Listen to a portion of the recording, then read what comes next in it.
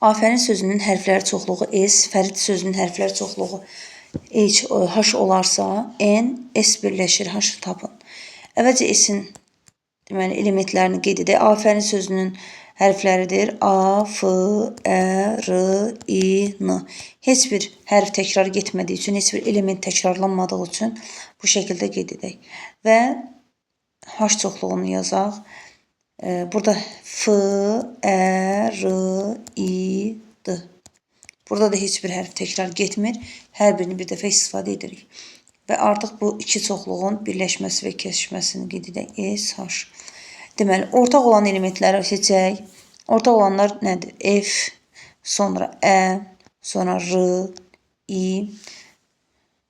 İndi gətirək yazaq. Deməli, F, Ə, R, İ. H çoxluğunda bir dənə kənarda qalır sadəcə D. Digər S çoxluğunda isə həm A, həm N qalır. Və elementlərin sayı bizdən tələb olunur, həm də birləşmənin elementləri sayı.